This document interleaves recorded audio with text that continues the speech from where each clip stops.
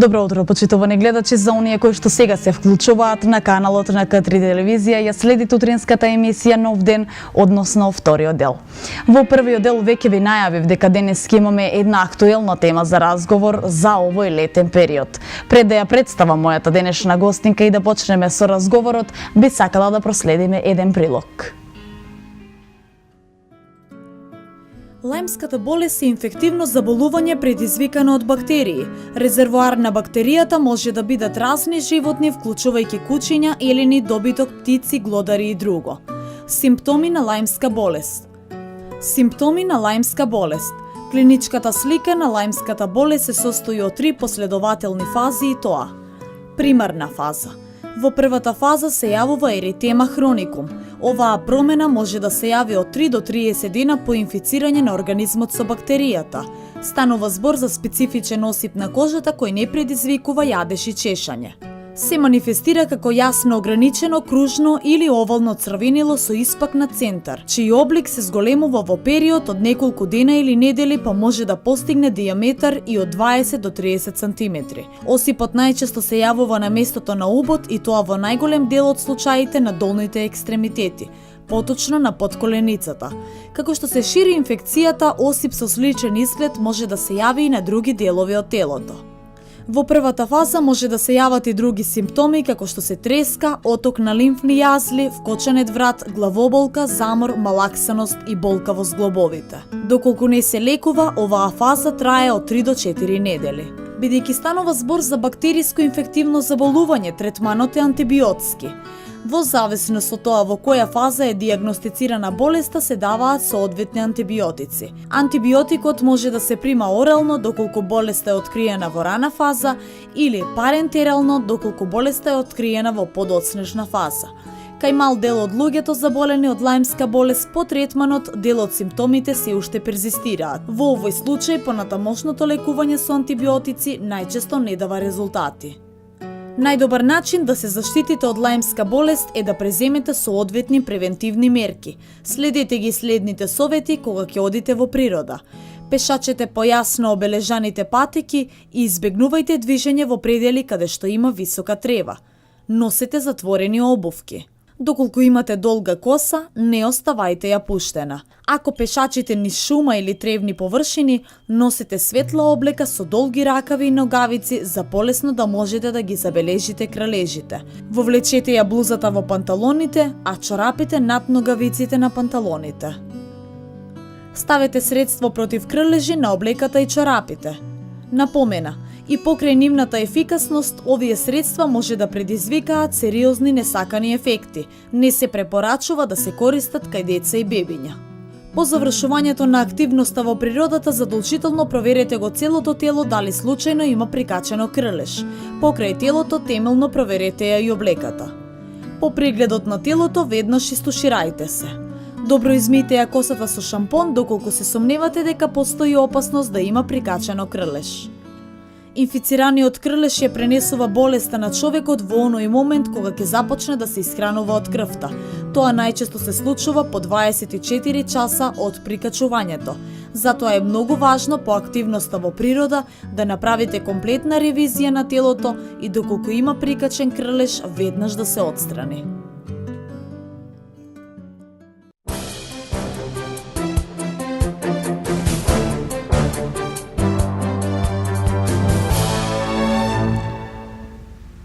Прилогот беше најава за дел од темата за која што денес ќе разговараме, а темата ќе биде инфективни заболувања во летниот период. Денешната тема ќе ја обработиме со мојата денешна гостинка, докторка Валентина Џартовска, специјалист за инфективни болести. Докторка, добре ни дојдовте. Како сте ово утро, како се чувствувате? Добро, како секое утро. Како и секое утро. Ви благодарам пред се што одвоивте време за овој разговор и се надевам дека нашите гледачи со помно ќе го пратат и ќе го следат овој разговор, бидејќи ќе биде од голема корист и за нив и за сите нас. Докторка, пред да почнеме со прашањата во врска со темата, би сакала да ве прашам, ова е една специфична професија. Како се определивте за оваа професија? Зошто токму инфективните заболувања? Прво случајно. Инфективните заболувања никогаш не ми биле желба, барем некоја сум студирала. или во првите години дори работев како општи лекар. Така да повише бев определена на кај хируршки гранки, али во тоа време некако за доктори од женски род хирургијата беше као табу тема. Така да од тие понудени специализации во моје време имаше список или лекари кои на чекање и понудени специализации, така да од понудените, ето така ја избрав инфектологијата. И така случајно? Сосема случајно. Колку годишно искуство имате досега? Работно? Работно, така. 26. Така, тоа е за секоја похвалба и секоја чест. Убодите од инсектите се честа појава периодов. Па затоа кажете ни кои се симптомите и на што треба да обратиме посебно внимание? Па како сите нашите инфективните заболувања воглавном имаат сезонски карактер.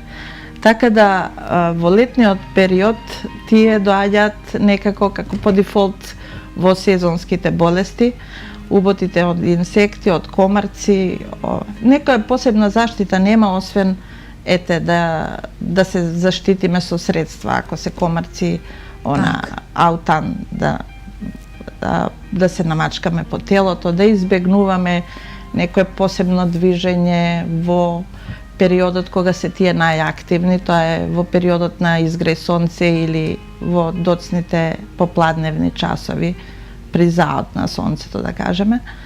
И така, сега носење на некоја лесна облека со долги ракави, колку временските услови ќе дозволат, тоа е во прашање. Така да некоја посебни мерки не би можело да се каже. Нема некоја посебна превенција, значи освен тоа, мачкањето со некои средства? Па освен мачкањето нема. Сега не можеме да избегнеме ни шетање во природа, ни изложување на отворен простор, така да тоа е тоа. Кај луѓето посебно се коментира и некако повторно како што кажавте, табу тема, заболувањето од западно-нилската треска. Кажете ни нешто повеќе во врска со тоа. Сега табу тема е затоа што тоа е ретка болест во која се појавија во последно време неколку случаи во соседството, па и кај нас. Воглавном веројатно импортирани кај нас случаи. Во Грција, Албанија, Косово, тука и Србија имаше неколку, така да повеќе поради обкружувањето ние сме засегнати од западно-нилската треска.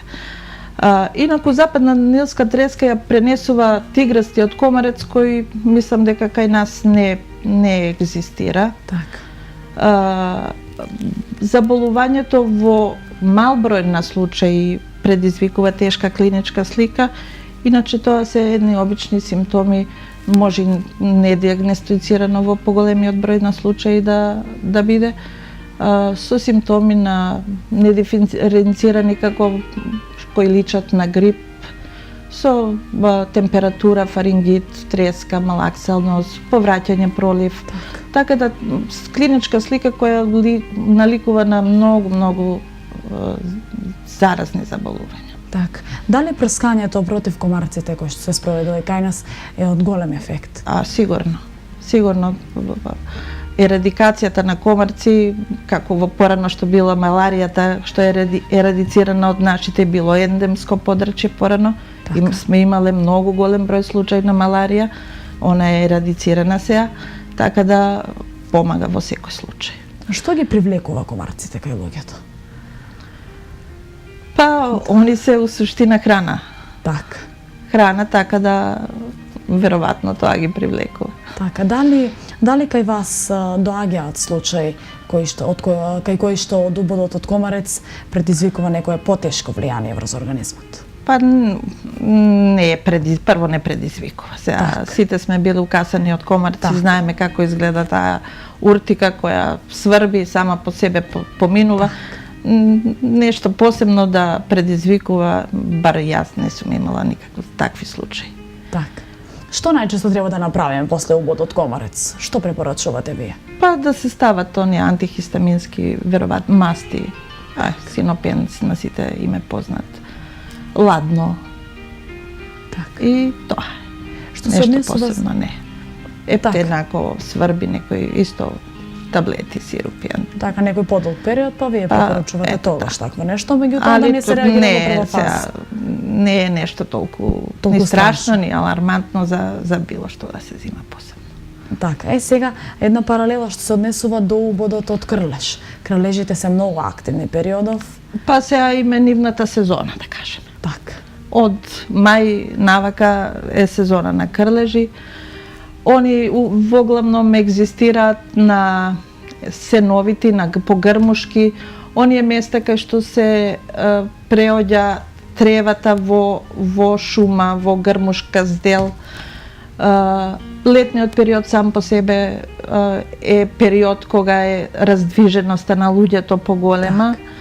Така да и нивниот контакт и можноста за укасување, да кажем, на условно од крлежот е поголема. Сега треба да се избегнуваат, значи, такви места, да се носи, како што беше во прилогот кажано, да се носи адекватна облека, по можност бела прво, затоа што на бела облека овие крлежите полесно се познаваат, ако ви е темна облеката, малку тешко дека ќе го видите.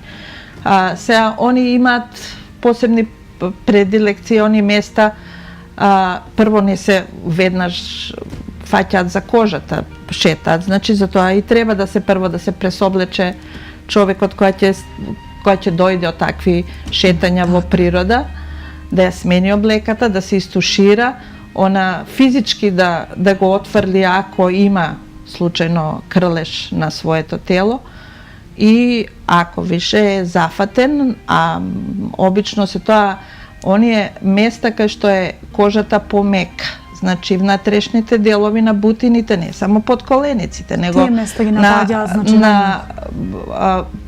за коленото, внатрешните препоните, над лактиците, на меките делови на кожата повише. Така, обично се тестираат и тие такви места против крлежи, можеме да видиме дека има ставено некои флаери, дека е тестирано против крлежи, па да пробаме со ова што го наведовте, да се заштитиме. Како мислите да се тестират? Обично можеме да сретнеме, да кажеме, еве конкретно на нашиот кеј, поминувајќи на дрвата, на тревата, дека е прскано против крлежи. Пишува тестирано против крлежи. Што конкретно па, тоа? Не можам да кажам тестирано. Сега ја знам дека на некој место има прскано против крлежи.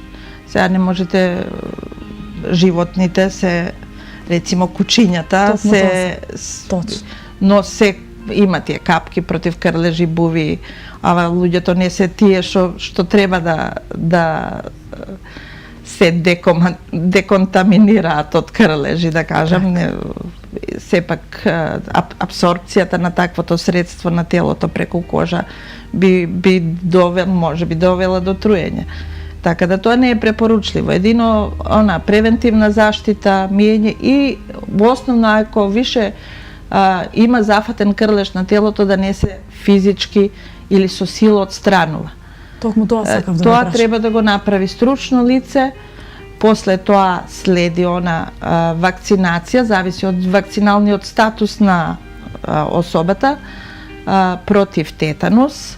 Во многу земји во светот таа не е ни препорачана.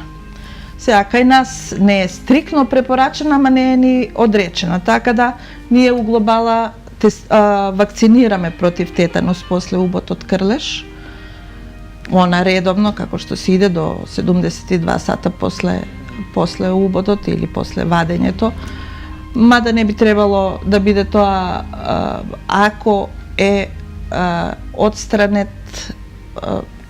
по патна од страна на стручно лице. Така.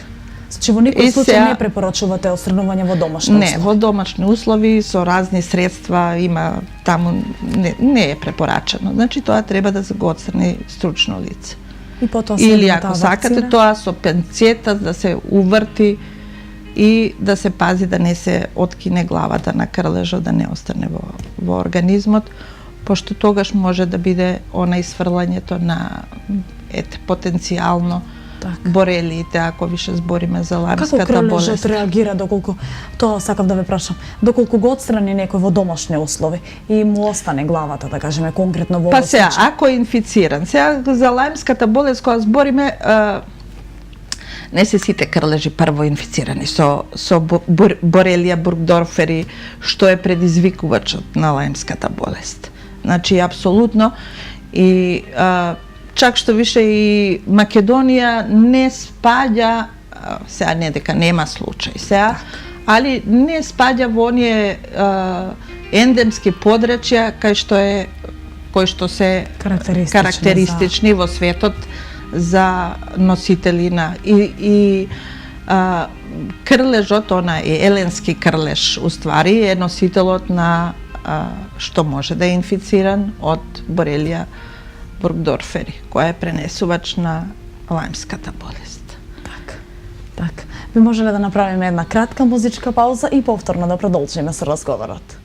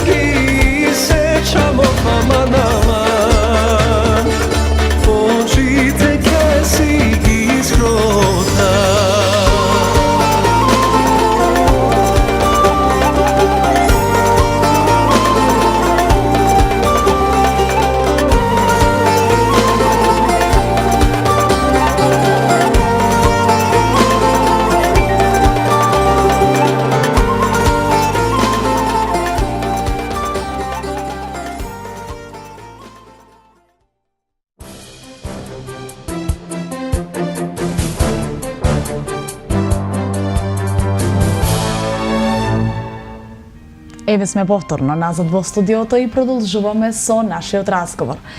Докторка, особено актуелна тема исто така периодов е и труењето со храна. Дали кај вас има регистрирано некои такви случаи? Па сега труењето со храна морам да признам дека е малку поширок појам. Фактички сите гастроинтестинални инфекции се во некоја смисла труења со храна, пошто мора да биде пренесено преку уста за да предизвика нешто што е од гастроинтестиналниот тракт. Така да она класични труења со храна предизвикани од бактерии па има, ама не се овој период, бар оваа година, па можам да кажам вчера имаше едно, Така. меѓу првите и тоа е тоа. Така.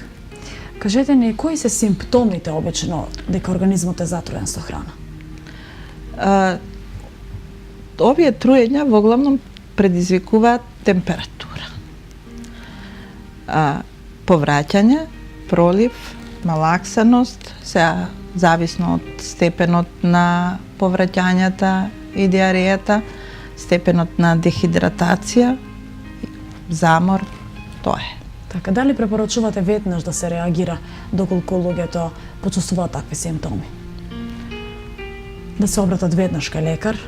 Па Или пак обично некои се лекуваат и во домашни услови?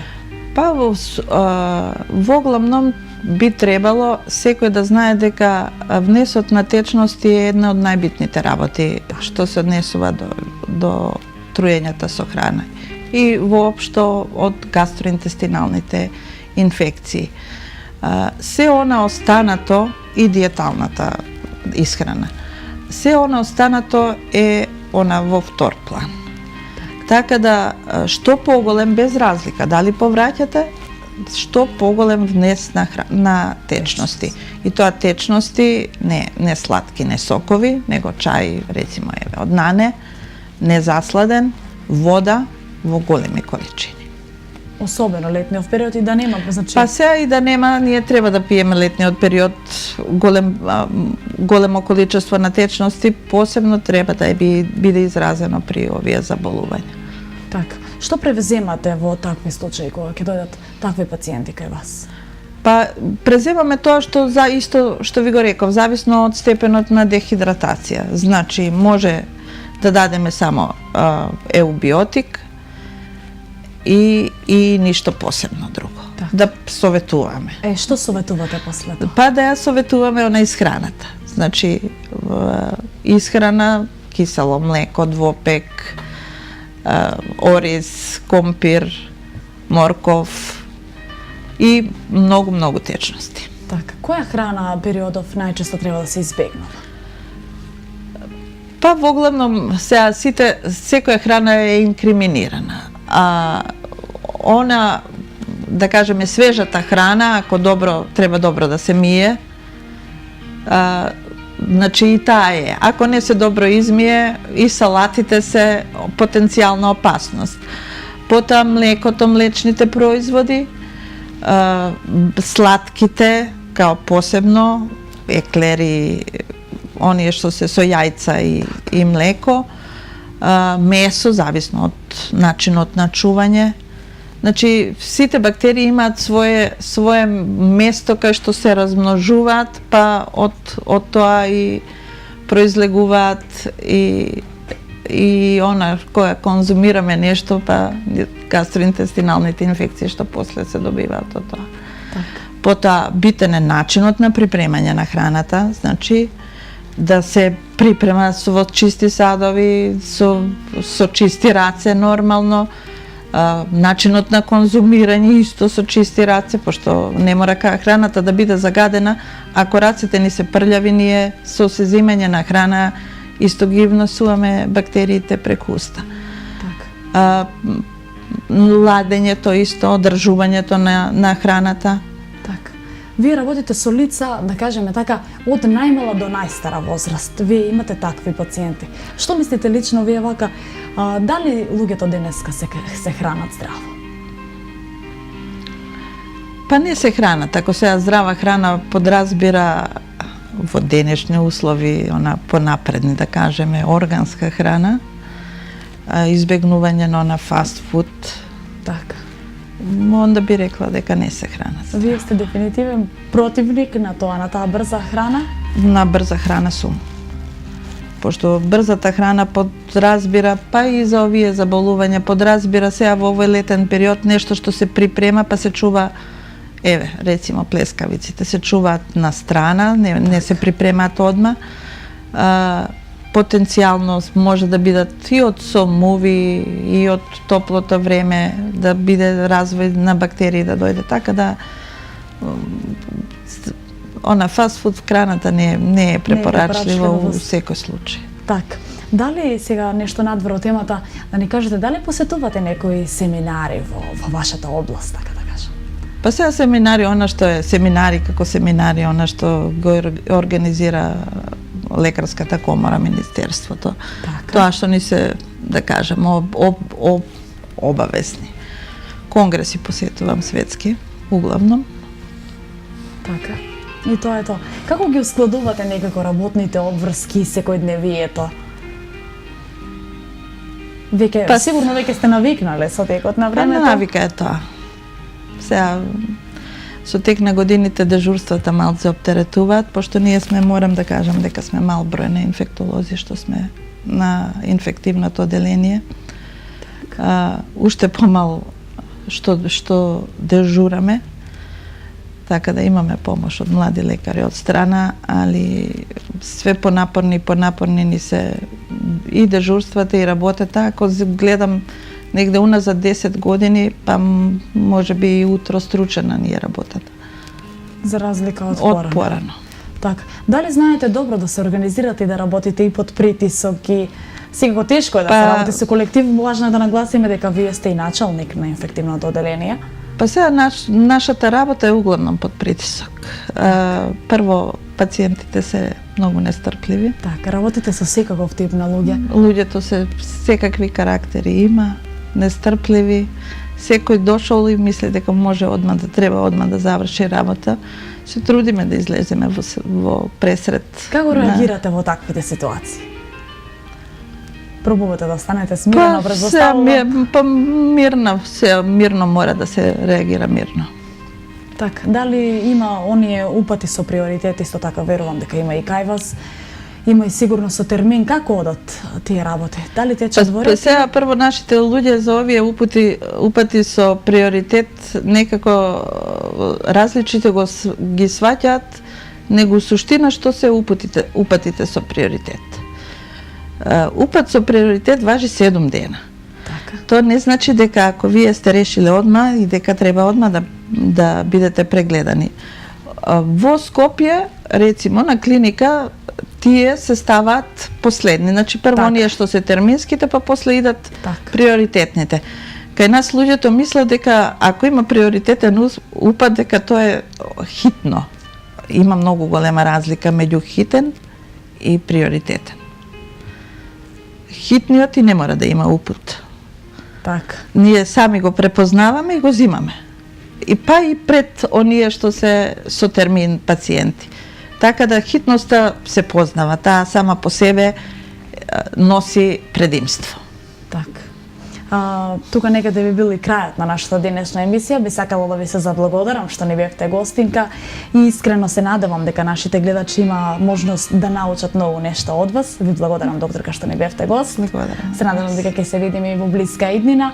И вам ви благодарам, драги гледачи, што не следевте. Имајте убав ден и останете во добро расположение.